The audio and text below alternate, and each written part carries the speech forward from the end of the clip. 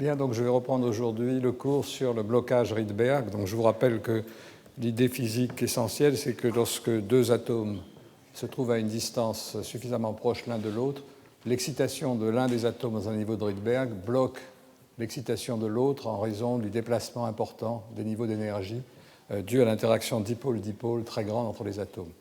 Et on peut ainsi bloquer l'excitation sur des distances de l'ordre de 5 à 10 microns, dépendant du nombre quantique principal que l'on cherche à exciter. La semaine dernière, j'ai étudié cet effet dans le cas très simple où on contrôlait deux atomes simplement, c'est-à-dire qu'on avait deux pièges optiques, deux pinces optiques qui maintenaient deux atomes à une distance fixe l'un de l'autre, et on excitait un des atomes ou les deux atomes ensemble, et on a regardé les différents effets que l'on pouvait obtenir en décrivant des expériences. Et j'ai montré en particulier que ce blocage Rydberg permettait d'intriquer les deux atomes, puisqu'il bloquait l'excitation à un niveau où une seule excitation était partagée de façon symétrique entre les deux atomes, et d'autre part qu'on pouvait à partir de là fabriquer des portes quantiques, essentiellement parce que l'évolution d'un des atomes était contrôlée par l'état de l'autre. Et donc j'ai décrit des portes, et j'ai également, à la fin de la leçon, décrit une expérience dans laquelle, en mesurant l'oscillation de Rabi entre l'état fondamental et l'état à un atome excité, en fonction de la distance, on pouvait reconstituer, on pouvait mesurer de façon précise l'interaction de Van der Waals en fonction de la distance. En quelque sorte, cette oscillation de Rabi procurait une signature dont les composantes de Fourier correspondaient aux énergies propres de la matrice qui décrivait l'interaction entre les deux atomes et qui contient bien entendu l'interaction de Van der Waals entre les deux atomes. Donc on peut, dans le cas de deux atomes, contrôler de façon extrêmement précise tous les paramètres de l'interaction Rydberg-Rydberg. Alors aujourd'hui, je voudrais étendre ces études au cas plus compliqué mais plus riche en physique, où on cherche à exciter des atomes de Rydberg dans un échantillon qui en contient plusieurs, plus que deux en tout cas, donc un échantillon mésoscopique. Et je voudrais voir quel est l'effet du blocage Rydberg sur un ensemble mésoscopique d'atomes. Alors, je vais commencer par décrire les prévisions théoriques qui ont été faites, en particulier dans un papier qui a été publié dans le groupe de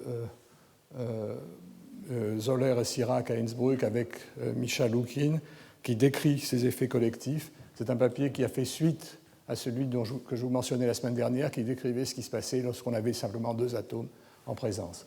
Donc je vais commencer par analyser les propositions d'expérience qui ont été faites en 2001 et qui décrivent comment on peut exploiter le blocage Rydberg pour coder de l'information dans des ensembles atomiques.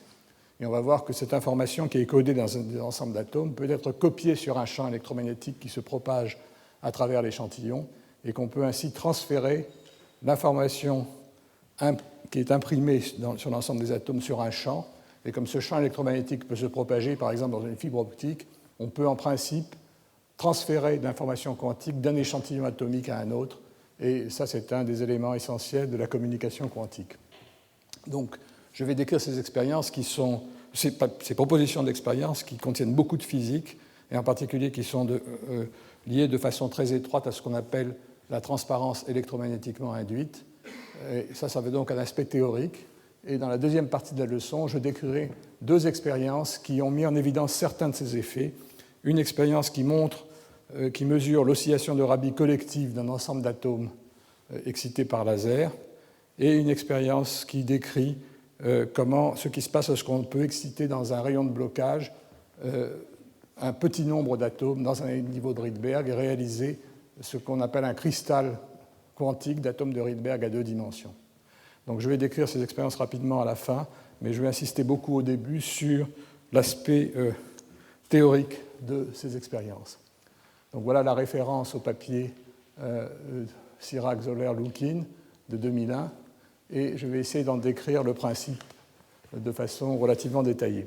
Donc comment est-ce qu'on peut préparer un ensemble d'atomes dans un état collectif qui partage une excitation Rydberg? Donc on part d'un ensemble d'atomes de Rydberg qui se trouve dans une petite région de l'espace à l'intérieur d'une sphère dont le rayon est inférieur au rayon de blocage je vous rappelle que le rayon de blocage, c'est la distance pour laquelle l'interaction de Van der Waals est plus grande que la fréquence de Rabi associée à l'excitation par le laser. Donc le laser ne peut pas exciter plus d'un atome parce que dans la largeur spectrale de l'excitation, l'excitation du deuxième atome sort de ce domaine. Donc vous voyez que ce qui se passe, c'est que si on excite dans ces conditions un ensemble d'atomes, on va pouvoir exciter un atome dans un niveau de Rydberg, mais l'excitation de deux atomes va être bloquée en raison donc de cet effet extrêmement, dont le principe est extrêmement simple. Je vous rappelle que le couplage entre les atomes de Rydberg peut être de deux natures différentes. S'il existe une résonance, qu'on appelle une résonance de Förster, qui fait que les deux états excités sont couplés de façon dégénérée avec un état final dans lequel un atome gagne de l'énergie et l'autre en perd, on a une interaction en 1 sur R3, alors que s'il n'y a pas d'une dégénérescence de ce genre, l'interaction de dipôle-dipôle est du deuxième ordre et est en 1 sur R6. Et le blocage Rydberg peut se réaliser dans ces deux régimes. Je vais décrire ici le cas où ce blocage est lié à une interaction résonante en 1 sur R3. Donc voilà le spectre des niveaux d'un atome. Vous avez ici l'état fondamental, et puis ici vous avez une série d'états de Rydberg, et l'excitation laser connecte l'état fondamental à un des états de Rydberg, R. Alors qu'est-ce qui se passe si vous avez deux états de Rydberg dans le cas d'une résonance de Förster? C'est indiqué ici. Voilà les deux atomes dans l'état R, et on a une dégénérescence qui fait qu'un des atomes peut passer de l'état R à un état d'énergie supérieure P', et l'autre atome descendre à un état d'énergie inférieure P seconde. Et si cet intervalle d'énergie est égal à celui-ci, le couplage entre RR et P', P seconde ou P seconde P' est résonant. Alors dans ce cas, on a un système à deux niveaux et on a une levée de dégénérescence, l'écart entre ces deux niveaux étant donné par l'interaction dipôle-dipôle, essentiellement le produit des dipôles atomiques, donc c'est un effet en N4, quatrième puissance de nombre quantique principal, divisé par R3, la distance entre les deux atomes. Les états propres de ce doublet donc sont séparés de cette distance, et les états propres, c'est simplement les combinaisons linéaires symétriques et antisymétriques de l'état dans lequel tous les atomes sont dans l'état fondamental, sauf deux atomes, l'atome I et l'atome J, qui sont dans l'état de Rydberg R, et cet état-là est couplé à l'état dans lequel R devient P' et RI devient P'I, RJ devient P seconde J, ou l'inverse. Et comme le couplage est symétrique, il faut donc tenir compte de la superposition symétrique de ces deux états. Donc voilà l'état excité. Je vais écrire qu'une seule fois. Il ne faut pas s'inquiéter, on ne va pas se servir de ces expressions explicites plus longtemps, mais c'est simplement pour vous dire qu'on se trouve dans une situation où l'excitation de deux atomes de Rydberg est impossible parce qu'il y a un gap qui est créé par l'interaction Rydberg-Rydberg dans le spectre d'énergie des doublets d'atomes. Alors on peut, si vous prenez un ensemble d'atomes qui est contenu dans une sphère de rayon R, on peut calculer la distribution des déplacements d'énergie pour ces couples d'atomes. On prend une distribution aléatoire d'atomes à l'intérieur du rayon R et on calcule la distribution des delta EI pour les différents couples de rayons d'atomes. Et il est naturel de normaliser cette différence d'énergie par rapport à une différence d'énergie moyenne, delta E moyen, qui est simplement le produit des dipôles divisé par le volume. Parce que le volume, c'est 4 pi R3, 4 tiers de pi R3, donc 1 sur V, représente le 1 sur R3 moyen dans le système. Donc en normalisant l'énergie à cette énergie d'interaction moyenne, on voit que la distribution des gaps de fréquence obéit à cette courbe. On a un creux très prononcé pour delta E petit devant delta E bar. Ça veut dire quoi? Ça veut dire que si on confine les atomes dans un tout petit volume, il y a une probabilité très faible que les atomes soient suffisamment loin l'un de l'autre pour que l'interaction soit plus faible que l'interaction moyenne. En fait, une interaction plus faible que l'interaction moyenne devient impossible lorsque la dimension du système devient très petite. Par contre, si on regarde des interactions qui sont plus grandes, plus importantes, on voit évidemment que ça augmente. Et puis évidemment, si on regarde des interactions beaucoup trop fortes, la courbe redescend parce qu'il n'y a pas d'atomes. En moyenne, il y a très peu d'atomes qui sont très très proches les uns des autres. Donc on a typiquement ce genre de distribution, ça c'est un calcul numérique, qui montre que l'excitation de 2 Rydberg est empêchée par l'existence d'une bande interdite au voisinage de la fréquence de résonance. Donc c'est cette bande interdite dont on contrôle la largeur en contrôlant la dimension de l'échantillon pour un niveau de Rydberg donné qui va nous intéresser ici. Alors, vous voyez que ce qu'on peut faire donc à ce moment-là, lorsqu'on excite ce petit échantillon d'atomes avec un laser, c'est qu'on peut exciter un atome de Rydberg, mais pas plus. Alors, qu'est-ce qui va se passer? D'abord, il va se passer une chose très simple, c'est que cet atome de Rydberg va être délocalisé sur l'ensemble des n atomes, simplement parce que le faisceau laser recouvre l'échantillon, c'est un échantillon de quelques microns de dimension, et donc tous les atomes voient le même champ, et l'excitation doit être symétrique par rapport aux atomes. Donc ce qu'on va préparer, en fait, lorsque je dis qu'on a un atome de Rydberg excité, cet atome de Rydberg est complètement délocalisé. Il reste n-1, grand N-1 atomes dans l'état G et un seul atome dans l'état R. Et je l'écris une seule fois ici, c'est simplement la superposition symétrique de tout, de l'excitation unique qui est répartie entre l'ensemble des atomes. Alors là, j'ai écrit ça de façon simple. En fait, la situation en général est plus compliquée parce que lorsque le faisceau laser se propage dans le milieu, la phase qui est vue par chacun des atomes en fonction de sa position varie, et donc chacun de ces termes du développement doit être affecté d'un facteur de phase et puissance IKRI, où K est le vecteur d'onde de l'excitation.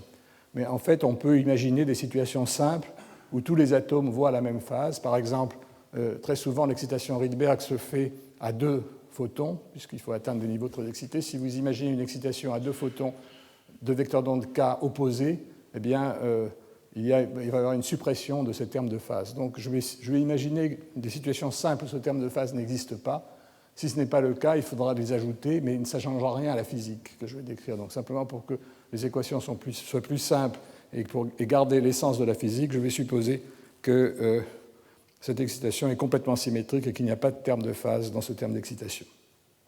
Alors la première conséquence du fait qu'on excite collectivement une excitation parmi n, c'est que le dipôle électrique associé à l'excitation laser a un facteur d'amplification en racine de n. Alors il est facile de comprendre pourquoi. L'état initial du système, c'est l'état où tous les atomes sont dans l'état G, donc je vais l'écrire sigma de G. Excusez-moi, tous les atomes dans l'état G, et cet état est évidemment normé, alors que l'état excité, c'est un état dans lequel un atome est dans l'état R et tous les autres dans l'état G. Et il faut évidemment sommer sur toutes les permutations possibles de cette excitation avec les n atomes. Et la fonction d'onde est normalisée, évidemment, si vous mettez un facteur 1 sur racine de n, parce qu'il y a n termes dans cette somme. Si vous calculez maintenant l'élément de matrice entre ces deux états, donc vous calculez l'élément de matrice D entre ces deux états, vous avez le facteur 1 sur racine de n qui provient de la normalisation de cet état, et puis vous devez compter le nombre de termes qui vont intervenir, et évidemment, vous allez avoir n termes, puisque vous pourrez associer G à cet état R, puis G à l'état dans lequel R est déplacé au deuxième stade, etc. Et vous allez donc avoir n termes de ce genre, ce qui donne bien un dipôle en racine de n.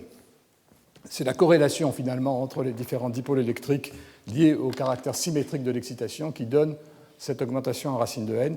On l'avait déjà vu d'ailleurs dans le cas de 2 atomes. Dans le cas de 2 atomes, c'était simplement le facteur racine de 2 qui a été mesuré dans les expériences que je vous décrivais mardi dernier. Donc si vous voulez préparer une excitation Rydberg dans le système, il suffit d'appliquer un pulse de Rabi qui a une R égale à pi, une surface égale à pi, ce qui revient à réaliser cette condition racine de n intégrale de l'oscillation de la fréquence de l'impulsion Rabi pendant le passage du pulse égale à pi. Et donc ça vous montre que l'excitation collective peut se faire beaucoup plus vite que l'excitation d'un atome unique à cause de ce facteur d'amplification. Et c'est donc un des éléments qui rend intéressant cette physique mésoscopique si on est capable de coder de l'information dans ces ensembles mésoscopiques, de fabriquer des qubits mésoscopiques.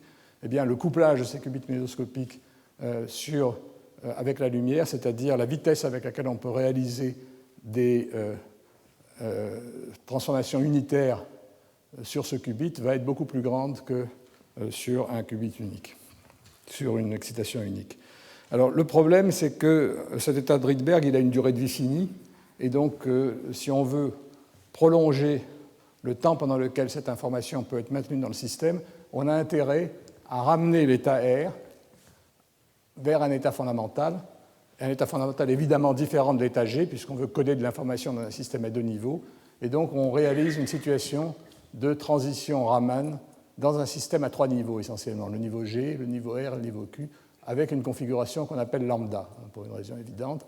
Donc on a trois niveaux dans le système, l'état de départ, qui contient au départ grand N atomes, l'état de Rydberg, dans lequel on ne peut avoir qu'un seul atome, et puis ici cet état Q, qui est un autre sous-niveau de l'état fondamental. En général, on va travailler sur des atomes alcalins, donc on a le choix de ces sous-niveaux en choisissant des niveaux hyper fins, convenablement choisis, dans lesquels on aura pompé optiquement au préalable les atomes. Et donc, on couple l'état R à un état Q. Alors cet état Q, c'est quoi? C'est exactement la même chose que l'état que j'ai écrit ici, à ceci près que l'état R a été transféré sur l'état Q. Et donc, l'état que j'ai appelé Q ici, c'est une notation raccourcie pour l'état dans lequel la superposition symétrique dans laquelle tous les atomes sont dans G, sauf un atome, le premier, le deuxième ou le nème, qui est dans l'état Q.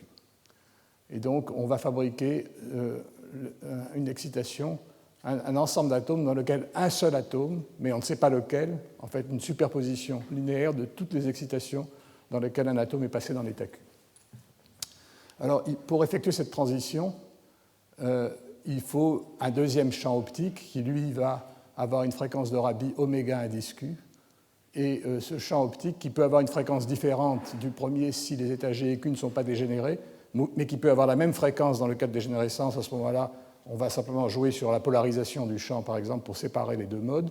Eh bien, ce champ a une fréquence de Rabi oméga Q, et il est intéressant de remarquer que sur cette transition-là, il n'y a pas de facteur amplification de l'oscillation de Rabi. La fréquence de Rabi est la même que sur un atome unique. Alors, la raison est simple, c'est que vous avez l'état de départ et l'état d'arrivée ont chacun le facteur 1 sur racine de n. Donc, dans l'élément de matrice, vous allez avoir un facteur 1 sur n.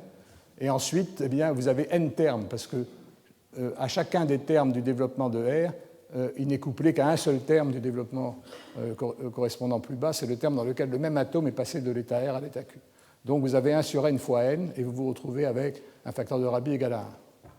Donc vous voyez qu'il n'y a pas une symétrie absolue entre les deux transitions, la transition de G à R et la transition de R à Q. Alors comment est-ce qu'on prépare à ce moment-là l'état Q? Il suffit d'appliquer à R1.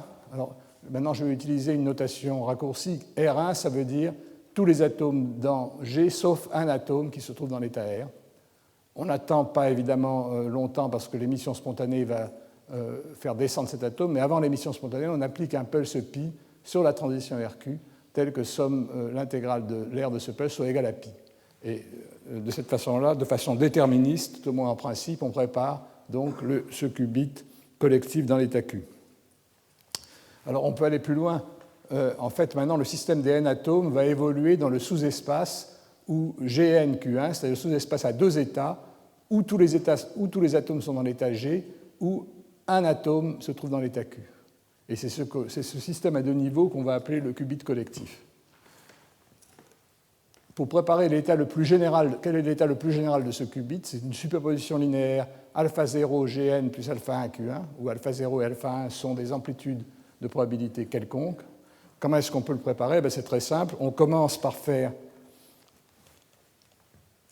une oscillation de Rabi dont l'amplitude et la phase sont ajustées pour préparer une superposition linéaire de G et de R. Et ensuite, par un pulse pi, on recopie la partie de la fonction d'onde qui est dans R sur l'état Q. Et on prépare à ce moment-là une superposition arbitraire de Gn et de Q1. Donc on fabrique ainsi un qubit collectif. Et on va voir qu'on peut coupler ces qubits collectifs entre eux pour faire des portes. Alors, on peut d'ailleurs aller plus loin. On peut maintenant, vous voyez, ce qu'on a fait jusqu'à maintenant, c'est qu'on a transféré, vous aviez un ensemble de n atomes dans l'état G, et on a transféré 1 dans l'état Q. Donc il reste n-1 atomes dans l'état G.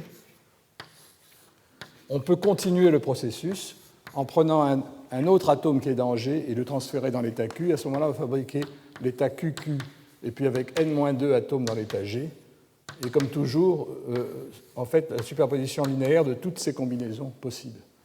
Alors pour faire ça, ce n'est pas difficile. Ce qu'il faut faire, c'est, une fois qu'on a préparé l'état Q1, eh bien, à nouveau, faire une excitation sur la transition GR qui va reprendre un autre atome de G et l'amener dans l'état R, et puis une transition sur la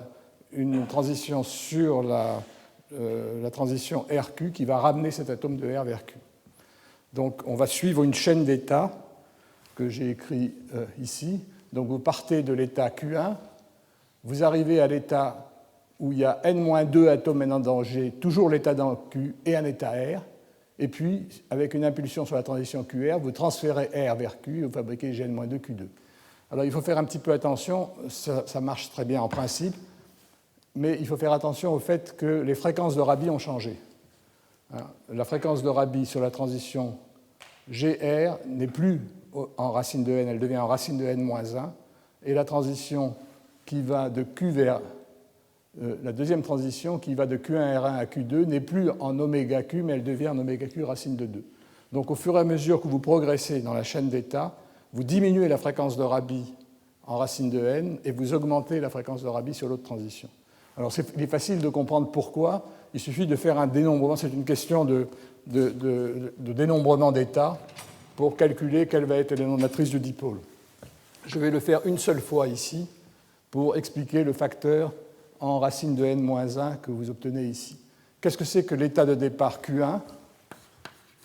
L'état de départ Q1, c'est l'état 1 sur racine de n, somme de tous les états dans lesquels vous avez un atome dans l'état Q et tous les autres atomes dans l'état G. Alors, comme il y a évidemment n atomes de ce type, la normalisation est en 1 sur racine de n. Qu'est-ce que c'est que l'état intermédiaire Q1R1 ? C'est une somme d'états dans lesquels vous avez un atome dans l'état Q, un atome dans l'état R et les n-2 autres atomes dans l'état G. Alors combien est-ce qu'il y a d'états de ce type ? Eh bien, il y a autant d'états de ce type qu'il y a de façons de choisir où on met l'état Q, n façons. Et une fois que vous avez choisi l'état Q, il reste n-1 façon de trouver l'endroit où on met l'état R. Donc cet état, il est évidemment normalisé en 1 sur racine de n, n-1. Lorsque vous allez calculer l'élément de matrice, vous allez donc d'abord avoir un facteur en 1 sur le produit de ces facteurs de normalisation, 1 sur n, racine de n-1. Et puis, il faudra multiplier ça par le nombre de termes qui vont permettre de connecter par un élément de matrice D ces deux états. Et là, il est évident qu'il y en a n-1. Parce que vous avez, en fait, dans l'état de départ, vous avez n termes, et chacun de ces n termes peut être couplé à un état excité en choisissant d'exciter soit chacun des n-1 états restants. Donc vous avez n-1 termes ici, et quand vous faites le produit de ces deux expressions, n disparaît, vous vous retrouvez avec racine de n-1. Donc vous voyez que c'est simplement une question de dénombrement d'états et de compter le nombre de termes possibles. Et vous voyez que ça diminue progressivement au fur et à mesure que vous augmentez le nombre d'atomes transférés dans l'état Q, la fréquence de Rabi correspondante pour la transition en question. On peut évidemment itérer le processus de proche en proche, et vous voyez que si vous avez n atomes dans l'état Q et que vous voulez passer à n plus 1 atomes dans l'état Q, vous commencez par faire une transition qui amène un des atomes G vers R. Cette fois-ci, la fréquence de Rabi est affectée du facteur racine de grand N moins petit n. C'est une généralisation de l'expression précédente. Et puis, pour transférer maintenant R vers Q et passer de Qn à Qn plus 1, on fait une oscillation de Rabi qui maintenant va avoir le facteur oméga Q racine de n plus 1 égale à pi. Donc, vous voyez que si vous êtes capable de combiner ces fréquences de Rabi en ajustant la longueur des pulses, vous pouvez progressivement exciter augmenter le nombre d'atomes que vous avez dans l'état Q. Alors, ça rappelle beaucoup des choses qu'on avait vues dans les cours des années précédentes. Comment préparer, par exemple, un état à n photons dans une cavité. Bien, vous passez de l'état à 0 photons à l'état à 1 photon par un pulse de Rabi avec un atome qui fait un pulse de Rabi pi, et puis ensuite, quand vous voulez passer de 1 à 2, vous devez faire un autre pulse de Rabi, mais maintenant la fréquence de Rabi va être oméga racine de 2, donc le pulse doit être plus court, et ainsi de suite. Vous pouvez monter en échelon dans les niveaux d'énergie. Et ces expériences ont été faites, en particulier en électrodynamique des circuits et les expériences équivalentes ont été faites en préparant des états à nombre de phonons déterminés dans des expériences d'ions piégés. Donc on généralise ça à ces états collectifs. Alors on peut généraliser également quelque chose d'autre qu'on avait vu dans les cours des années précédentes. Est-ce qu'on peut générer par ce processus non pas des états QN, mais une superposition arbitraire d'états QN? Vous voyez que cet état est un état qui est relativement compliqué, même s'il s'écrit simplement. C'est la superposition linéaire d'un état dans lequel tous les atomes sont dans l'état G, et ensuite d'un état collectif dans lequel un atome a été porté dans l'état Q, ou deux atomes dans l'état Q, ou un atome dans l'état Q, avec des poids arbitraires, alpha 0, alpha 1, alpha n. Et cet état rappelle un état du rayonnement qui serait dans une superposition arbitraire d'états de Fock. Alors, je vous rappelle qu'on avait décrit une méthode qui permet de préparer une superposition arbitraire d'états de Fock. L'expérience a d'ailleurs été réalisée aussi bien en électrodynamique des circuits qu'en expérience sur des ions piégés. Et la méthode employée est une méthode astucieuse qui consiste à déterminer d'abord les opérations qui vont supprimer successivement les états qui contiennent le plus d'excitation, un par un. Et pour cela, il faut appliquer au système des impulsions de Rabi bien ajustées, et on se retrouve dans l'état GN. Et ensuite, ce qu'il faut faire, c'est qu'une fois qu'on a établi toutes ces transformations, c'est les appliquer en sens inverse, et on reconstruit ainsi l'état arbitraire que l'on cherche à déterminer. Donc c'est ce que j'ai décrit de façon générale ici. C'est une méthode que j'avais analysée en détail dans le cours de l'année 2010-2011, appliquée au rayonnement, mais qu'on peut appliquer à ces états collectifs. Donc on passe de l'étape psi n à Gn par une succession d'opérations qui diminue à chaque fois n d'une unité, et il suffit ensuite d'inverser ces opérations pour passer de Gn à psi n. Alors, la méthode peut paraître très simple, elle est un petit peu compliquée. J'ai essayé de résumer la façon dont on pouvait procéder sur cette diapositive, mais je vais simplement donner l'idée générale de la méthode au tableau. La première chose qu'il faut faire, c'est supprimer le terme en Qn. On veut supprimer dans la fonction d'onde le terme dans lequel on a n atomes excités. Alors, pour supprimer le terme en Qn, c'est relativement simple. Ce qu'il faut faire, c'est passer de Qn à Qn-1 R 1 par une transition oméga Q, dont la fréquence de Rabi exacte dépend de n par la formule que j'ai donnée tout à l'heure. Une fois qu'on est dans cet état, il suffit d'appliquer maintenant une impulsion sur la transition qui va de R à G, de façon à transformer le Qn-1 R en Qn-2, finalement. On a un atome de moins dans l'état excité. Alors, vous voyez que j'ai une notation raccourcie. Je n'exprime ici que le nombre d'atomes qui sont dans l'état Q, le reste étant dans l'état G. Donc, en effectuant cette transformation avec des facteurs ici en racine de n-m, racine de n ici et racine de grand n moins petit n ici, on effectue ce passage de Qn à Qn-1. Qn à Qn à Qn-1. Ici, ce qu'on a supprimé, c'est R qui est devenu G, donc on est passé de Qn à Qn-1. Mais attention, quand vous faites ça, il ne faut pas oublier que dans la distribution, dans l'expansion de l'état, vous avez déjà un terme en Qn-1. Et ce terme en Qn-1, il va également lui arriver des choses. Le Qn-1 que vous avez dans le développement, il va aller à Qn-2 R1, et puis ici, il va aller à Qn-2. Alors, tout serait très bien si les fréquences de Rabi étaient les mêmes. Mais les fréquences de Rabi que vous avez sur ce triangle-là, sur cette configuration lambda-là, ne sont pas exactement les mêmes que ceux que vous avez ici. Donc, lorsque vous faites cette opération qui supprime l'état Qn, vous fabriquez en fait une superposition A Qn-2 plus B Qn-2 R1 plus C Qn-1. Et vous avez un petit problème parce que vous avez introduit dans la superposition des états qui contiennent l'état excité R dont vous ne voulez pas. Alors ce qu'il faut faire à ce moment-là, c'est regarder cette partie de la fonction d'onde et effectuer une impulsion de Rabi accordée. Ça, c'est un qubit, c'est un système à deux niveaux. Vous effectuez une transformation dans laquelle l'amplitude et la phase de l'oscillation de Rabi est telle que vous transformez cet état tout simplement en Qn-2. Alors pour ça, il faut évidemment calculer exactement les paramètres de cette oscillation de Rabi qui dépendent du fait qu'il y a une différence entre les oscillations de Rabi dans la multiplicité n et la multiplicité n-1. Une fois que vous avez fait ça, vous avez supprimé effectivement l'état Qn, mais vous avez maintenant une superposition différente de ce que vous aviez avant des n-1 états restants.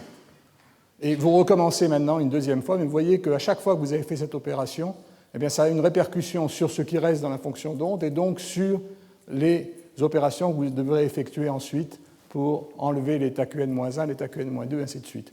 Mais en principe, vous pouvez calculer toutes ces opérations, et une fois que vous les avez calculées, eh bien, vous pouvez maintenant les reprendre en sens inverse et repartir de l'état Gn pour fabriquer votre état arbitraire. C'est exactement la méthode qui a été employée dans le cadre de l'électrodynamique en cavité. Alors, ça peut paraître très compliqué, mais il ne faut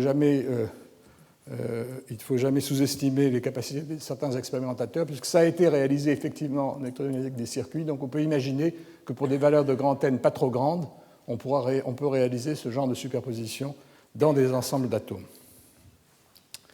Alors, l'intérêt, c'est que vous voyez qu'une fois que vous avez réalisé cette superposition d'états, une fois que vous avez réalisé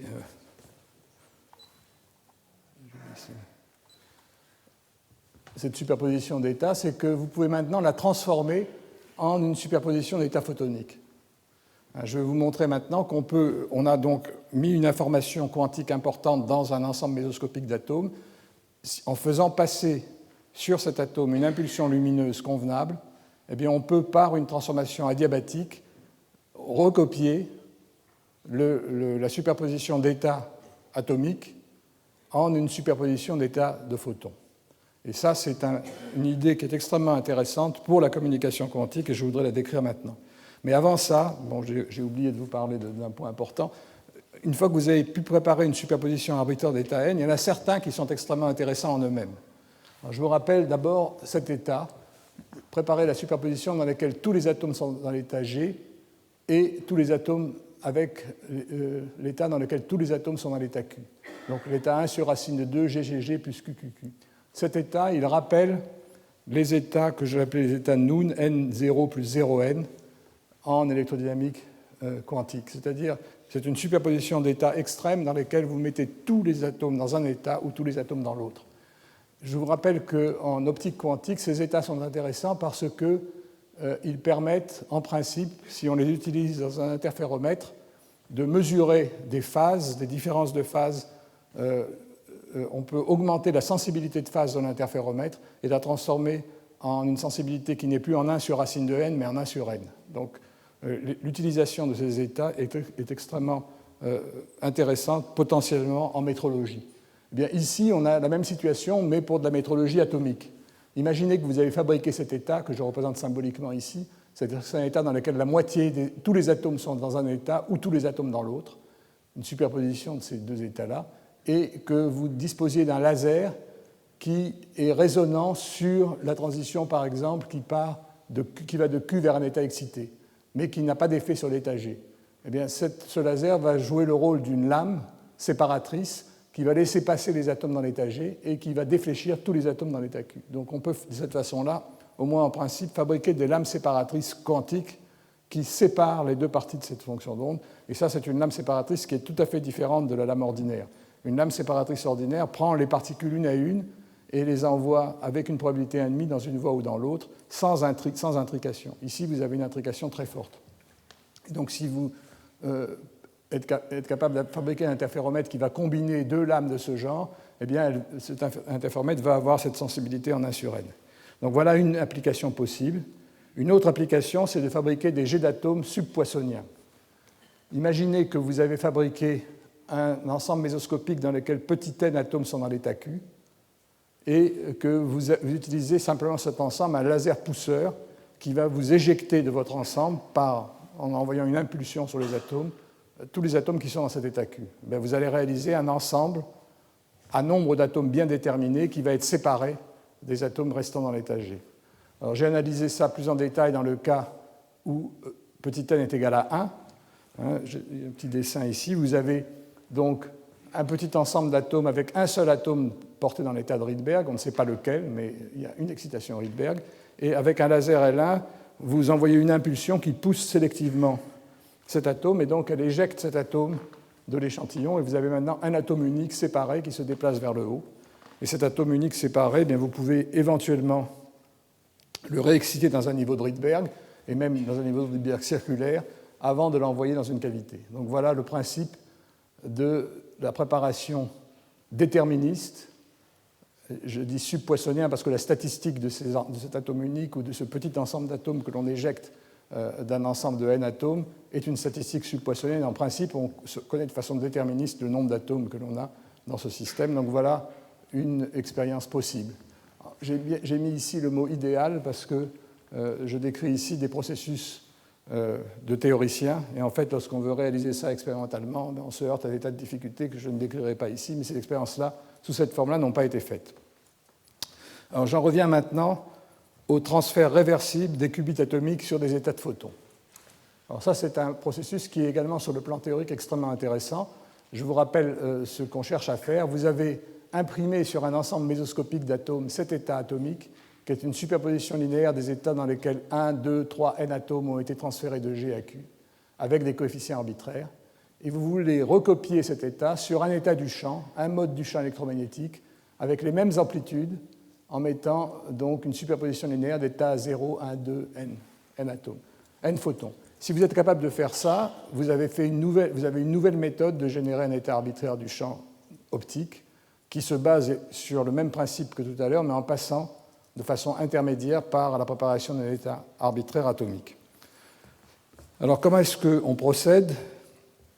Alors, je vous décris le principe de la méthode ici. C'est ce qu'on appelle en anglais un mapping, c'est-à-dire qu'on copie, on reproduit un état quantique dans un système sur un autre, et cette opération est réversible, et elle permettrait donc de transférer de l'information quantique entre ensembles d'atomes en utilisant la lumière. Cette méthode a été analysée en détail dans la référence que je vous indique ici, dont je reparlerai d'ailleurs dans le cours de la semaine prochaine. Alors, je vais vous décrire ici simplement le principe qui est basé sur l'exploitation d'une transformation adiabatique du système atome plus lumière. Ce qu'on cherche à faire, donc on a un système, en fait, on travaille dans un système à 3 niveaux. Toujours le même schéma de système. Vous avez l'état Q ici, vous avez un état excité et vous avez l'état G ici. Et on exploite le couplage de ce système à 3 niveaux avec 2 champs optiques. On a un champ optique qui est le champ de contrôle, le champ qui va nous permettre de recopier l'état atomique sur l'état du champ. Donc le champ de contrôle que je dessine ici en bleu coupe l'état Q à un état excité qui n'a pas besoin d'ailleurs d'être l'état de Rydberg. Je ne me préoccupe plus maintenant de l'état de Rydberg, je vais prendre comme état intermédiaire excité n'importe quel état de résonance de mon système, et on a intérêt à prendre l'état de résonance parce que c'est avec lui que le couplage est le plus fort. Donc voilà l'état intermédiaire. Et l'état dans lequel je veux recopier le champ, le mode dans lequel je veux recopier le champ, c'est celui que j'ai marqué en rouge et qui couple l'état P à l'état G. Donc j'ai toujours un système à 3 niveaux, extrêmement simple, et c'est ce système que je vais travailler. Je vais m'arranger pour que le système qui part si le système part de l'état Q, on part au départ donc d'un atome dans l'état Q ou d'un ensemble d'atomes dans lequel on a une excitation dans l'état Q, et on veut terminer par un état final dans lequel le système sera dans l'état G et on aura un photon qui aura été émis dans ce mode. Donc on sera passé de Q1 à un photon dans le mode optique. Et puis par linéarité de la physique quantique, si on peut faire la même chose avec Q2 et transformer Q2 en 2 photons, Q3 en 3 photons, on pourra le faire pour une superposition linéaire. Donc pour procéder de cette façon-là, on va s'arranger pour qu'au cours de l'évolution, le système évolue dans une superposition linéaire des états G et Q, telle que l'excitation vers l'état P, cette superposition linéaire, ne soit pas couplée à l'état P. L'état P va être un état noir, un état qui n'est pas couplé au rayonnement dans la transition en question. Et donc on va avoir une transformation adiabatique du système l'amenant de Q à G sans jamais passer par l'état P. Donc je vais vous décrire ça de façon plus mathématique tout à l'heure, mais ici je vous résume un petit peu ce qu'on cherche à faire. On part d'un état donc, dans lequel on a imprimé une information dans un ensemble atomique. Ici, j'ai décrit la situation où vous avez par exemple deux atomes dans l'état Q et les autres atomes dans l'état N, mais ça peut être une superposition de tous ces états. Ça, c'est l'ensemble A. On envoie sur ce système un faisceau laser de lecture sur la transition Q vers P, et ce laser va interagir avec le milieu atomique, et de façon miraculeuse, je vous expliquer comment ça se passe, on va créer un paquet d'ondes à n photons, en fait, où n est le nombre d'excitations qu'il y avait dans cet état, dans le champ.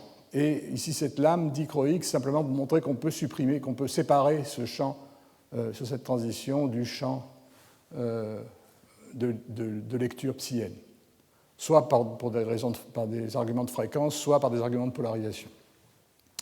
Donc on a un champ optique qui peut se propager dans une fibre optique, aller très très loin, et ensuite, dans une deuxième partie de l'expérience, on pourrait recombiner ce champ optique avec un laser, cette fois-ci d'écriture, à l'aide d'une lame dichroïque à nouveau, et envoyer donc ces deux faisceaux, rouge et bleu, sur un échantillon dans lequel, au départ, tous les atomes sont dans l'état fondamental. Et par une transformation inverse à celle qui se passe ici, on va pouvoir retransférer l'information qui était dans le champ sur le milieu atomique et refabriquer donc à une distance arbitraire, de façon idéale, un ensemble mésoscopique d'atomes qui va être dans une superposition arbitraire d'états, donc recopier cette superposition arbitraire d'un ensemble d'atomes à un autre. Donc ça, ce serait vraiment le cas idéal. Alors comment est-ce que ça marche? Je vais commencer par vous décrire comment ça marche lorsque n est égal à 1. Comment est-ce qu'on peut transformer donc un ensemble mésoscopique dans lequel on a un atome dans l'état Q en un seul photon. Donc voilà à nouveau la configuration des états telle que je l'ai représentée ici. L'état excité, c'est un état dans lequel l'atome passe dans l'état P et de façon également complètement collective, et on peut même se payer le luxe de mettre les facteurs de phase, ça n'a pas d'importance. De toute façon, cet état ne va pas être atteint, donc je peux l'écrire comme je veux, ça ne va pas être un gros problème. Le champ contrôle, c'est un champ classique. En fait, le champ de contrôle est un champ classique, mais je vais quand même le décrire de façon quantique parce que je voudrais montrer que le nombre de photons de ce champ contrôle, qui est arbitraire, NQ, il va passer à NQ-1. Parce qu'effectivement, ce qui va se passer, c'est que l'énergie du champ contrôle va être transférée de façon contrôlée par l'ensemble atomique vers le champ du mode signal. Donc, je considère que c'est un champ qui contient NQ photons. Et au départ, donc, les atomes sont habillés initialement par 0 photons dans le mode signal, le vide dans le mode signal, et NQ photons dans le mode du champ. Et donc, qu'est-ce qui va se passer? Eh bien, l'état initial du système, je l'ai décrit ici, j'ai appelé ça Q bar, c'est un état atomique dans lequel on a une excitation atomique habillée par NQ photons du champ contrôle et 0 photons dans le champ cible. Et cet état est couplé par le couplage avec le champ contrôle à l'état dans lequel Q est passé à P, NQ est devenu NQ-1, on a absorbé un photon du champ contrôle, et 0 est évidemment resté 0, puisque cette transition-là ne concerne pas le mode signal. Et puis ensuite, la deuxième transition, c'est celle qui va nous intéresser. On va passer de P à G sur cette transition-là. NQ-1 reste NQ-1, puisque ce mode-là n'est plus concerné, mais le nombre de photons est passé de 0 à 1. Et l'élément de matrice est oméga 0, racine de n. Et le racine de n est très important là. Et vous voyez que donc finalement le système évolue dans un système à 3 niveaux que j'appelle Q bar, P bar et G bar. Et cette évolution à 3 niveaux, elle est très simple à décrire, comme vous allez voir dans un moment. Alors, un point important, ce sont les fréquences de Rabi. La fréquence de Rabi ici, c'est oméga 0Q racine de NQ. Oméga 0Q étant la fréquence de Rabi du vide sur cette transition-là. Et sur l'autre transition, la fréquence de Rabi du vide est oméga 0 racine de n, où n est grand. Alors, vous allez me dire que j'ai traité quantiquement ce champ, mais ce qui se passe, ce champ est en fait un champ classique. La façon de décrire son passage sur l'atome, ça peut être soit de prendre un paquet d'ondes avec des vecteurs K légèrement différents et de faire passer ce paquet d'ondes sur le milieu, mais une façon équivalente de le traiter, c'est de dire que ce champ est toujours là, mais simplement on branche adiabatiquement et on débranche adiabatiquement la quantité oméga 0Q. Le résultat va être le même. Le point important, c'est qu'avant que avant que ce champ-là ne rentre dans le milieu, eh bien, c'est comme si on avait 0 photon dans ce mode-là, et on va avoir à comparer oméga 0Q à oméga 0 racine de n. Et oméga 0 racine de n est beaucoup plus grand qu'oméga 0Q. Donc au départ, le vide sur la transition rouge est beaucoup plus grand, la fréquence de Rabi du vide sur la transition rouge est beaucoup plus grande que la fréquence de Rabi du vide sur la transition bleue. Alors quel est maintenant le système habillé? Il évolue dans un espace à 3 états, donc une superposition linéaire des états Q, P et G, et il faut étudier cette évolution. Alors je le fais ici, et vous voyez que l'équation de Schrödinger, ce qui est intéressant, c'est d'écrire l'équation de Schrödinger pour l'amplitude associée à l'état intermédiaire, à l'état excité. Et vous voyez que cet état intermédiaire, il est couplé d'une part à l'état G et d'autre part à l'état Q, par les transitions rouge et bleu. Et ce couplage est simplement donné par les fréquences de Rabi. Donc la dérivée de Cp est égale à Cq fois cette fréquence de Rabi oméga 0Q racine de NQ, et le couplage à l'état G est donné par oméga 0 racine de N. Et vous voyez que cette équation très simple, elle a une solution stationnaire très très simple qui annule la dérivée de Cp, à condition que le rapport de Cq et de Cg soit dans le rapport des fréquences de Rabi. Donc on a une solution stationnaire de cette équation qui définit un état propre noir qui est Cp égale 0 et oméga 0Q racine de NQ Cq plus oméga 0 racine de N Cg égale 0. Et là, j'ai résolu le problème dans un état stationnaire. En fait, la situation que je considère n'est pas stationnaire, mais si je considère que les fréquences de Rabi, et en particulier la fréquence de Rabi oméga 0Q, varient dans le temps suffisamment lentement, eh bien, le système va suivre adiabatiquement l'état qui satisfait cette condition, et l'état du système atome plus champ va être un état noir qui va être sous cette forme-là, oméga 0n racine de n fois q, moins oméga 0q racine de nq fois g, sur un facteur de normalisation. Alors vous voyez que cet état-là, c'est un état propre du système si on part d'un état qui satisfait cette condition. Mais vous voyez, de quel état va-t-on partir? On va partir d'une situation initiale où ce terme-là est nul, parce que le champ contrôle n'est pas encore arrivé sur le système, oméga 0q de t est égal à 0. Et dans ce cas-là, vous voyez, c'est ce terme-là qui domine. Donc essentiellement, à l'instant initial, nous sommes dans l'état Q. C'est ce qu'on veut, on part de l'atome dans l'état Q. Et puis, on fait augmenter ce terme-là jusqu'au moment où il va devenir très grand devant celui-là. Et à ce moment-là, on va se trouver dans l'état G. Et le système va passer adiabatiquement de Q à G sans jamais atteindre l'état P, parce que Cp reste toujours égal à 0. Et donc, on va se retrouver, grâce à l'existence de l'état noir, on va passer continuellement de Q à G, c'est-à-dire qu'on va passer continuellement de l'état dans lequel on a l'ensemble atomique dans l'état Q, NQ photons du mode contrôle, 0 photons du mode cible, à l'état où tous les atomes vont être dans l'état G, NQ moins 1 photon dans le mode contrôle et 1 photon dans le mode cible. Autrement dit, on a fait passer un photon du mode contrôle au mode cible de façon adiabatique et on a transformé Q en G. Alors cette transformation, vous voyez qu'on a une excitation collective qui est stockée dans l'état Q, qui est transformée par un processus Raman adiabatique, on appelle ça STIRAP en anglais, Stimulated Raman Adiabatic Passage. On a fait passer donc l'information de l'état atomique à l'état du champ. Cette transition, on l'appelle contre-intuitive. Pourquoi? Parce que vous voyez, vous êtes parti de l'état Q, et si vous voulez arriver à l'état G, vous avez intérêt d'abord à considérer le branchement avec cette transition, et ensuite augmenter le champ sur cette transition-là. Alors qu'intuitivement, on aurait l'impression que ce qu'il faut faire, c'est d'abord appliquer ce pulse, puis celui-là. Mais vous voyez que si vous appliquez d'abord le pulse bleu, vous allez peupler l'état P. Et ce n'est pas ce que vous voulez. Vous voulez que l'état P reste non peuplé au cours de l'opération, donc on fait le passage adiabatique de façon contre-intuitive. D'autre part, vous voyez que ce processus, pour que le processus soit adiabatique, il faut qu'il dure un temps t long devant les fréquences de Rabi, et en particulier un temps t long devant 1 sur oméga 0 racine de n. Et c'est de là que vient l'importance du fait qu'il faut qu'il y ait beaucoup d'atomes. Parce que s'il y avait très peu d'atomes, ce facteur en 1 sur oméga 0 racine de n serait trop long. Et il ne faut pas oublier, là j'ai négligé complètement les processus de relaxation. En fait, il faut que tout ça se passe en un temps court par rapport à la relaxation du système. Donc ceci ne marche bien que pour des milieux à grand nombre d'atomes, c'est-à-dire des milieux denses. Et nous verrons en fait que le phénomène qui se produit là, c'est un phénomène de transparence électromagnétiquement induite. Le fait que le système ne passe jamais dans l'état excité montre que la lumière du faisceau sonde n'est jamais absorbée, même alors qu'en absence de faisceau contrôle, le milieu serait fortement absorbant pour ce photon. Vous créez un photon dans un milieu qui ne demande qu'à l'absorber puisqu'il est résonant à cette transition.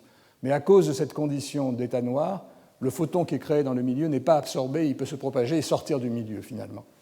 Et une autre caractéristique que je ne peux pas voir là parce que je n'ai pas décrit l'équation d'évolution du champ, ce photon se propage très lentement dans le milieu. On a un phénomène dit de lumière lente dont je parlerai la semaine prochaine. Et vous voyez qu'on peut comprendre ce qui se passe de façon relativement simple, à condition de négliger la relaxation et de comprendre que le système, de façon quasi magique, évolue dans un état qui empêche l'absorption de la lumière par le milieu. Alors ça peut se généraliser maintenant à l'état QN, et je vous ai décrit ça dans les notes de cours, donc je vais aller assez vite. Ici, vous voyez que si vous partez maintenant de n atomes dans l'état Q, l'état initial, ça va être Qn, nq photons dans le mode contrôle, 0 photons dans le mode cible. Vous allez passer à l'état Qn-1 P1 avec nq-1 photon et 0, puis à l'aide de la transition sur le mode signal, vous allez passer à l'état dans lequel un photon va être transféré et Qn va passer à Qn-1, puis vous pouvez recommencer, et par une chaîne d'états, vous allez passer de 0 nqqn à n nq-n gn. Et vous avez ainsi une chaîne d'états que j'ai décrit ici, avec des fréquences de Rabi qui évoluent, comme je vous l'ai indiqué tout à l'heure. Alors en fait, maintenant, donc, le système évolue de la droite vers la gauche, et l'état du système, maintenant, va être une superposition linéaire de 3 types d'états. On va avoir d'une part l'état final, qui est l'état dans lequel les petit n photons ont été transférés du mode contrôle au mode cible, et tous les atomes sont dans l'état n, avec une amplitude Cg. Et puis vous allez avoir des états intermédiaires dans lesquels vous passez de façon intermédiaire dans l'état P, que j'ai écrit ici. Et puis vous allez avoir tous les états intermédiaires dans lesquels vous avez n-m excitation dans Q, nq-m photons dans le mode contrôle et petit m photons dans le mode cible, avec leurs amplitudes de probabilité. Et la condition initiale, c'est évidemment qu'au départ, une seule amplitude est non nulle, celle qui correspond à cet état, et toutes les autres sont égales à 0. Alors on écrit de la même façon que tout à l'heure l'équation de Schrödinger qui décrit l'amplitude de probabilité d'avoir un état excité, Cpn-m, l'amplitude de probabilité de cet état-là. Et vous voyez qu'il est alimenté vers la droite par cette fréquence de Rabi et vers la gauche par celle-ci. Et donc on a une équation très simple, à nouveau, qui concerne deux états de ce système avec ces coefficients de Rabi très compliqués. Et vous voyez que si vous imposez maintenant, si vous annulez ce terme d'évolution, vous allez maintenant avoir une condition de récurrence entre CQN-M et CQN-M-1 qui annule ceci. Et si vous réalisez cette condition, l'état P ne va jamais être peuplé. Et donc vous allez passer à nouveau adiabatiquement de cet état-là à celui-là sans jamais passer par l'état excité, à condition de respecter cette condition de récurrence que j'écris sur la ligne suivante ici. Donc annuler ça, ça revient à dire que CQN-M-1 est proportionnel à CQN-M avec ce coefficient de proportionnalité. Et vous voyez qu'au départ, ce coefficient est nul. Donc au départ, CQN-M-1 est égal à 0, et le seul CQ qui est non nul, c'est celui qui correspond à tous les atomes dans l'état n. Et puis à l'arrivée, c'est le contraire. C'est ce coefficient-là qui devient grand et celui-là qui devient négligeable. Donc vous voyez que vous passez adiabatiquement d'une situation où tous les atomes, où n atomes sont dans l'état Q, à une situation où tous les atomes ont été rappelés dans l'état G et petit n photons ont été prélevés sur le mode Q pour créer les n photons dans le mode n. Donc voilà le principe. Alors il me reste à faire une dernière petite astuce pour simplifier encore la question. J'ai envisagé jusqu'à maintenant que le mode du champ était un mode quantique, mais en fait, le champ du mode contrôle était un mode quantique, mais en fait, le mode contrôle contient beaucoup de photons, il peut être décrit classiquement. C'est un état cohérent. Et on sait bien qu'un état cohérent ne s'intrique pas au système avec lequel il interagit. Donc je peux oublier l'intrication avec les états du champ ici et décrire le champ comme un paramètre classique qui évolue adiabatiquement au cours du temps. Et le résultat final, c'est qu'on est parti d'un état à n atomes le plus général possible en présence du vide, et on arrive à les n atomes dans l'état G en présence d'un état du champ qui a recopié les différentes amplitudes de probabilité. C'est exactement ce qu'on voulait. Alors cet état qui évolue continuellement, qui est un mélange intriqué d'états atomiques et d'états de champ, c'est ce qu'on appelle un polariton. Et, en anglais, on appelle ça dark state polariton. C'est un polariton qui correspond à une superposition linéaire qui fait apparaître un état noir, c'est-à-dire un état qui n'est pas couplé au rayonnement, qui est l'état excité de l'atome. Il est important que le milieu contienne beaucoup d'atomes. En fait, nous allons voir la semaine prochaine qu'il est important que le milieu soit optiquement dense pour le champ sonde en absence de la pompe. C'est-à-dire que si on n'avait pas ce champ pompe et si on faisait propager un photon dans un milieu résonnant avec la transition GP, il serait fortement absorbant. Et il se propage uniquement parce que cette condition d'état noir crée une transparence induite électromagnétiquement. Donc voilà la description donc, de ce système. C'est un système qui est très riche, dans lequel vous allez voir qu'il y a beaucoup de physique, et je parlerai de cette physique en particulier plus en détail la semaine prochaine, mais je voulais vous montrer que même sans décrire le système par des équations de blocs compliquées, à condition de négliger la relaxation, on peut comprendre que c'est en fait un effet d'interférence quantique. On fabrique une superposition d'états qui n'est pas couplée à l'état excité, et on s'arrange pour rester dans cette superposition d'états au cours de l'évolution du système pour fabriquer cet état noir. Et pour transférer donc une superposition arbitraire d'états atomiques sur le champ et inversement. Alors maintenant, dernier point, une autre idée intéressante. Je vous ai dit tout à l'heure que dans le cas où on avait une excitation répartie uniformément entre les n atomes dans un état Q, et qu'on superposait ça avec un état dans lequel tous les atomes étaient dans l'état G, on fabriquait un qubit collectif. Est-ce qu'on peut fabriquer une porte? Eh bien, le principe est exactement le même que celui que je décrivais dans le cas de deux atomes la semaine dernière. Voilà deux ensembles d'atomes qui sont au départ, par exemple, tous dans l'état fondamental, et on suppose que ces deux ensembles sont suffisamment proches l'un de l'autre pour que l'excitation d'un atome de Rydberg dans l'un bloque l'excitation d'atomes de Rydberg dans l'autre. Donc ce qu'on peut faire si les distances sont de l'ordre de quelques microns. Et dans chacun de ces ensembles, on a un système à trois niveaux, où tous les atomes sont dans l'état N, c'est l'état Gn, où on a un atome dans l'état Q, c'est l'état Q1, et pour coupler Gn à Q1, on dispose d'un troisième niveau qui est le niveau de Rydberg. Donc on a la même chose sur les états, sur les ensembles 1 et 2.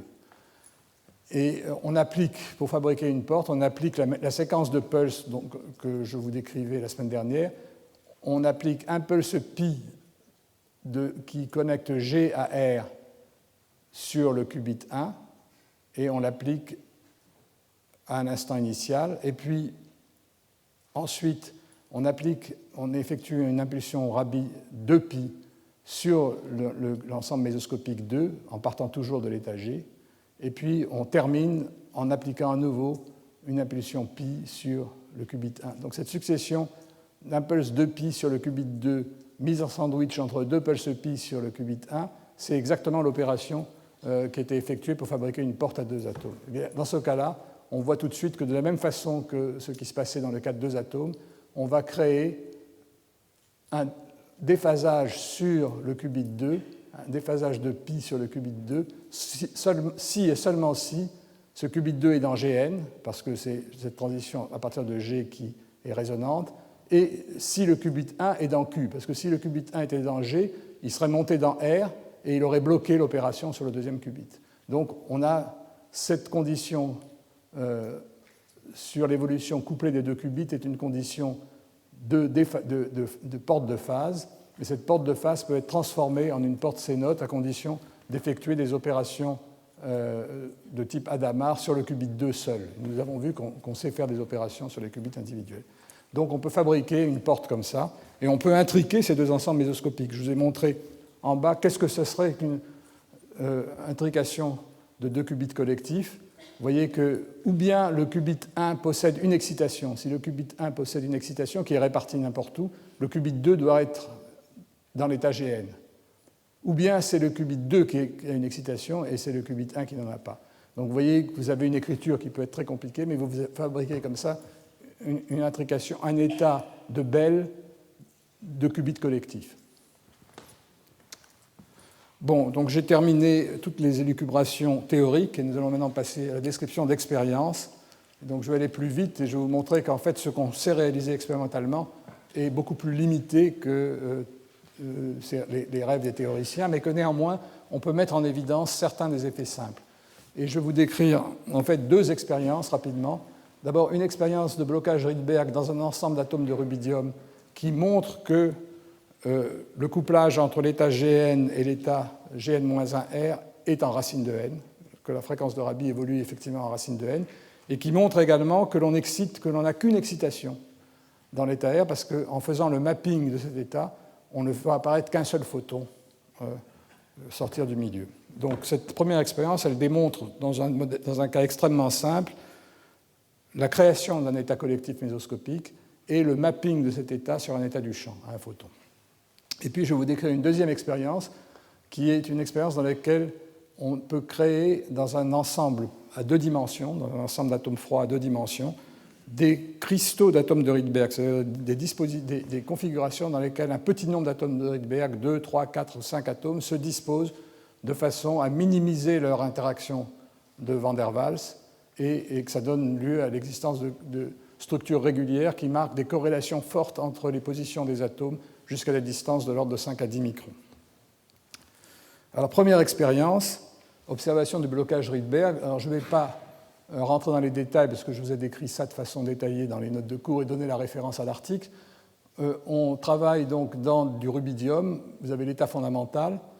L'état de Rydberg R, c'est un état qui correspond à n égale 102, c'est l'état 102S, donc c'est un état très excité, et on a une résonance de Foster qui donne un blocage de 20 MHz, donc une interaction entre les atomes de 20 MHz à des distances de l'ordre de 15 microns, donc un effet très important. Et donc ça veut dire que si on excite avec une fréquence de Rabi petite devant 20 MHz, on va avoir blocage dans cet ensemble mésoscopique d'atomes. Et c'est symbolisé ici par l'apparition de ce gap. Vous voyez, on a une ouverture avec absence de possibilité d'excitation à la fréquence de Rydberg si on tombe dans le milieu de ce gap. Alors, la complication, un petit peu par rapport aux expériences, à la description du modèle théorique, c'est que la fréquence de Rabi est maintenant une fréquence de Rabi à deux photons, parce que pour aller de G à R, on ne peut pas le faire avec un seul champ. Donc, on utilise deux photons avec un décalage delta 1 de fréquence entre l'état intermédiaire et la fréquence du premier photon, ce qui donne une fréquence de Rabi à deux photons, qui est le produit des fréquences de Rabi divisé par le désaccord de fréquence, donc c'est une formule bien connue.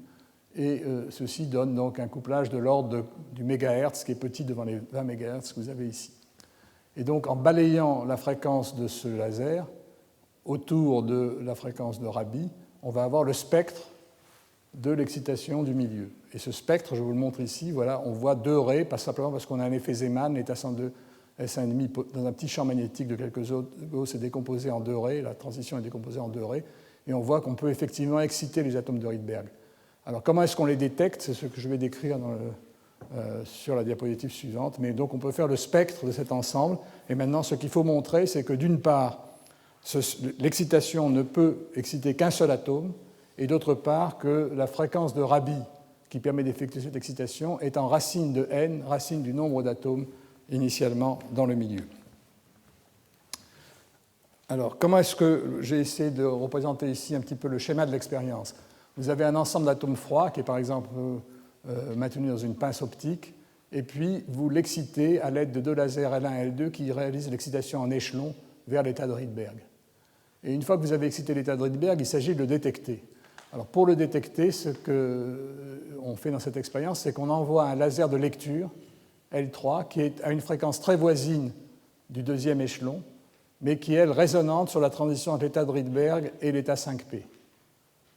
Donc vous voyez qu'on envoie ce laser et la présence de ce laser va forcer le système à émettre un photon sur la transition allant de P à S.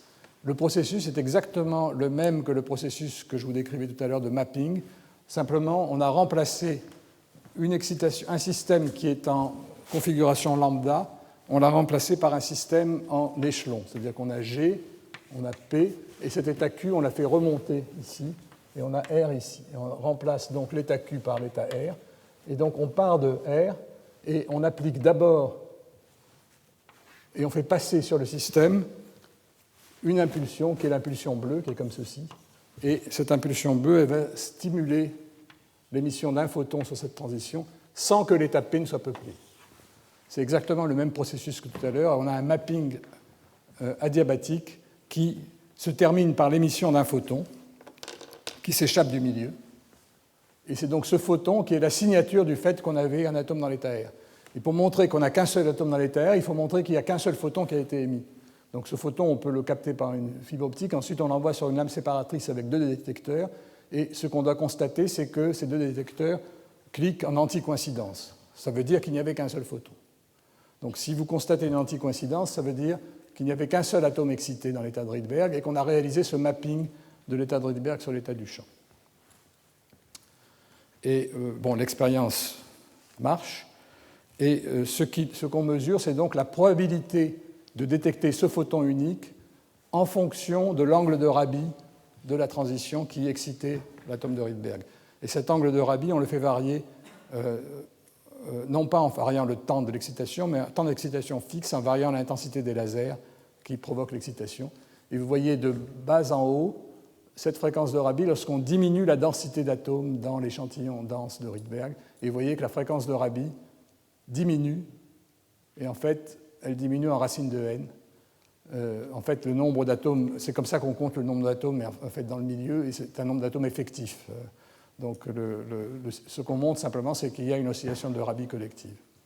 Donc vous voyez que c'est une jolie expérience qui démontre l'idée de principe qu'on peut mapper, qu'on peut copier un état atomique sur un seul photon, et qui d'autre part montre que l'excitation est bloquée à une seule excitation avec un temps d'excitation qui varie en 1 sur racine de n. Je vais terminer maintenant par la dernière expérience, qui est une expérience qui a été effectuée à Munich dans le groupe d'Immanuel Bloch, qui montre comment est-ce qu'on peut préparer des cristaux d'atomes de Rydberg ultra-froids. Et le mot cristal, je précisais ce que je veux dire par cristal. Donc je vous rappelle, je vais aller assez vite au départ parce que j'ai déjà parlé de la technique employée par Immanuel Bloch pour faire des images d'atomes dans un ensemble froid. Hein, on fabrique d'abord un système à 2 dimensions, une nappe optique de laser qui crée un réseau de puits optiques à 2 dimensions, et on la charge à partir d'un condensat de Bose-Einstein. Donc vous avez l'image ici des atomes dans ce réseau, et on fabrique l'image des atomes, on voit l'image des atomes en éclairant ensuite ce réseau avec avec une lumière résonante. Et donc les atomes rayonnent par fluorescence, et on détecte cette fluorescence à l'aide d'une optique extrêmement à très haute résolution. On est capable de séparer les images associées à des atomes voisins. Donc on fabrique ainsi un ensemble d'atomes dans l'état fondamental, et dont les dimensions peuvent être de l'ordre le rayon du nuage est de l'ordre de 3 à 5 microns. Et ensuite, on va exciter ces atomes dans un état de Rydberg, toujours par une excitation en échelon. Dans le cas de cette expérience, l'état excité, plus modérément excité, c'est l'état 43 et non pas l'état 100. Et à ce moment-là, le régime n'est pas le régime en 1 sur R3, c'est le régime en 1 sur R6 de Van der Waals.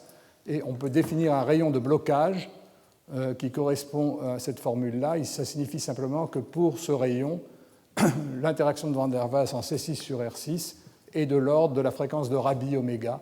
Et comme la fréquence de Rabi oméga vaut quelques 170 ou 200 kHz, c'est une fréquence à 2 photons, on calcule un rayon de blocage de l'ordre de 5 microns. Ça veut dire que les interactions dans ce volume sont impossible si 2 atomes sont plus proches que 5 microns. Mais si vous fabriquez un cercle qui a un rayon de 5 microns, il va y avoir des atomes qui vont pouvoir être jusqu'à 10 microns l'un de l'autre s'ils sont opposés diamétralement dans le cercle. Donc on n'empêche pas complètement l'excitation, mais on la limite à un nombre d'excitations faible. Alors comment est-ce qu'il procède pour détecter? Il pourrait faire comme dans l'expérience précédente. On excite les atomes de Rydberg et puis on les détecte en envoyant un laser bleu qui stimule l'émission d'un second photon pour retomber à l'état fondamental. Alors on pourrait détecter ce deuxième photon, mais ce n'est pas ce que fait le groupe d'Immanuel Bloch. Ce qu'il fait, c'est quelque chose d'astucieux et de très simple. avant de faire retomber, quand les atomes sont dans l'état R, il envoie un laser qui pousse tous les atomes qui sont dans l'état fondamental, c'est-à-dire qu'il vide complètement les pièges de l'état fondamental. Et ensuite, donc les atomes qui sont dans l'état de Rydberg restent suspendus dans le vide, si j'ose dire, puisqu'eux, ils ne voient pas ce laser pousseur. Et ensuite, on les fait retomber. Et eux, ils vont retomber à l'endroit où ils se trouvaient avant que ce cycle ne se produise. Et donc, ils vont revenir repeupler des puits qui ont été vidés par le laser pousseur. Et on ne verra donc plus que dans l'état fondamental maintenant, parce qu'ils ont été ramenés à l'état fondamental, on ne verra plus que les atomes qui sont passés par un état de Rydberg. Donc, on verra une image de ce qu'était le nuage de Rydberg avant que cette procédure ne soit appliquée. Et donc, il s'agit de calculer un petit peu ce qui va se passer. Et donc, une façon simple de voir les choses, c'est de représenter sur un diagramme d'énergie les énergies de Van der Waals que l'on attend pour des systèmes à nombre d'atomes donnés. Alors, vous voyez que si dans le rayon de blocage vous avez 0 ou 1 atome, il n'y a pas d'énergie de Van der Waals, évidemment, parce qu'il n'y a pas d'interaction. La première interaction se produit si vous avez 2 atomes, et vous avez en fait une bande d'énergie. Le bas de la bande correspond à l'énergie minimale, c'est-à-dire que les 2 atomes diamétralement opposés. C'est le mieux qu'ils peuvent faire pour minimiser leur énergie, c'est se mettre aux 2 extrémités d'un diamètre dans le cercle d'excitation. Et donc vous avez ici le bas de la bande d'excitation, et puis vous avez des tas d'autres niveaux qui correspondent à des couples d'atomes de plus en plus proches. Vous avez ici un exemple de ce qui peut se passer là. Si vous avez 3 atomes excités, eh bien, ils vont se disposer en triangle équilatéral pour s'éviter au maximum, et vous allez avoir le bas de la bande correspondant à un triangle équilatéral, et ainsi de suite. Et puis vous allez avoir une 3e bande correspondant à 4 atomes excités qui vont au mieux se mettre sous forme de carré, et puis 5 atomes dans un pentagone, et ainsi de suite. Alors je me suis amusé à... En fait, ceci n'est pas du tout à l'échelle. Ce niveau-là, il serait beaucoup plus haut. Lorsque vous avez 3 atomes, l'interaction de Van der Waals est beaucoup plus importante. Je me suis amusé à calculer ce qui n'était pas fait dans l'article, les énergies de ces configurations, et je vous laisse le faire en exercice simple.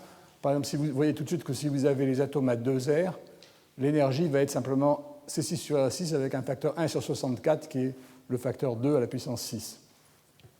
Si vous avez 3 atomes, ils vont se trouver à R racine de 3 l'un de l'autre sur un triangle. Donc vous allez avoir finalement racine de 3 à la puissance 6, c'est 27.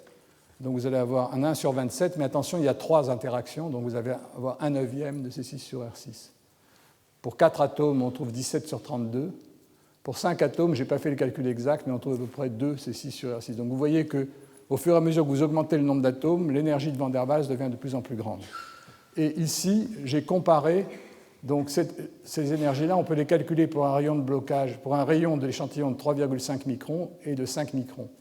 Et vous voyez que si vous prenez un rayon de 3,5 microns, 2 atomes vont être déplacés de 18 kHz, 3 atomes de 136, 4 atomes de 308, 5 atomes de 2200.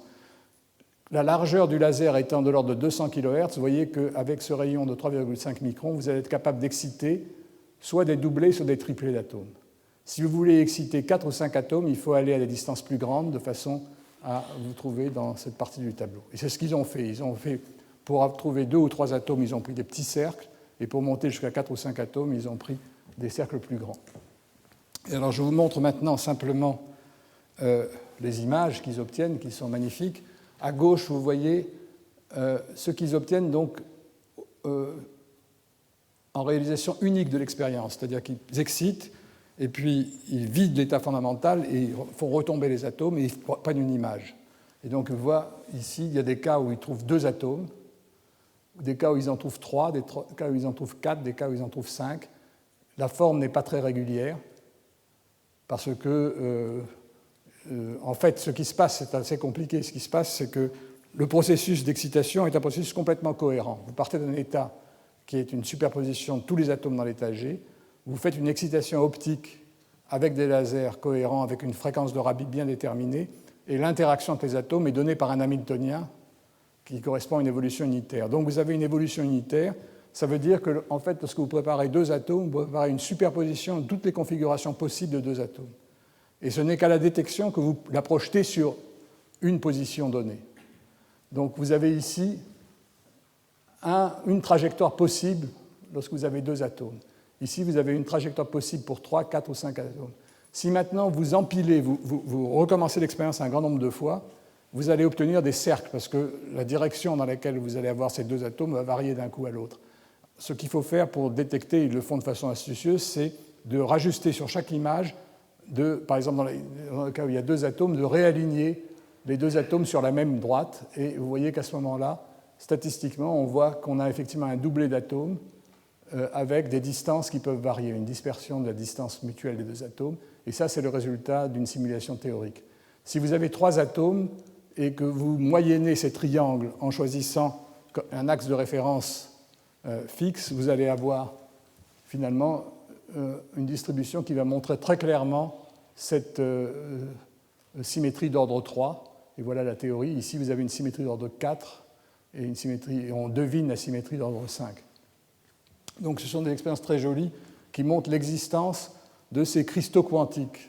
L'expérience ne démontre pas qu'il y a une superposition linéaire. On peut se demander, est-ce qu'on peut faire des expériences qui mettent en évidence cette cohérence quantique de ces superpositions? Mais en tout cas, on voit que les atomes s'organisent en ayant entre eux des corrélations extrêmement fortes, radiales et angulaires. Et je terminerai par cette dernière diapositive qui montre l'analyse statistique de ces corrélations entre les atomes. Donc ils ont commencé par étudier les corrélations radiales. Alors, la corrélation radiale, la fonction de corrélation radiale G2R, elle est donnée ici. Je vais vous l'expliquer un petit peu, mais je voudrais simplement vous dire qu'il y avait une maladresse dans les notes de cours. J'avais appelé l'état de Rydberg R, donc ici ce n'était pas EI-EI, il y avait RI-RI, et je me suis rendu compte que c'était en préparant la leçon orale que ça prêtait à confusion, parce que R représente ici la distance entre les atomes. Donc je reprends la notation qui était dans l'article du groupe de Bloch, où ici c'est E.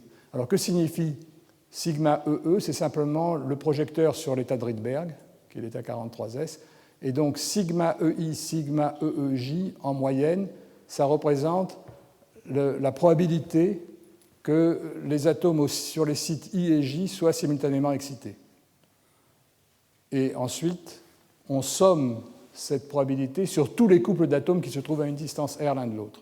Donc ça mesure la fonction de corrélation de position des deux atomes dans le site. Et on normalise cette distribution, donc cette fonction de corrélation, par le produit des densités.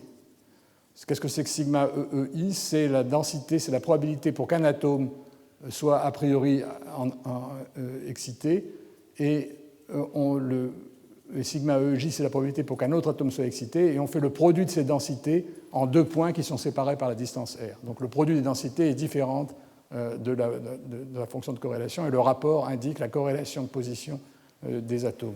Et vous voyez qu'expérimentalement, on voit très nettement le rayon de blocage. On voit que la probabilité pour que deux atomes soient plus proches que 4,9 microns est très faible. Alors il y a une remontée du signal ici, qui est une remontée liée à un effet parasite, simplement au fait qu'on n'a pas vidé tous les puits.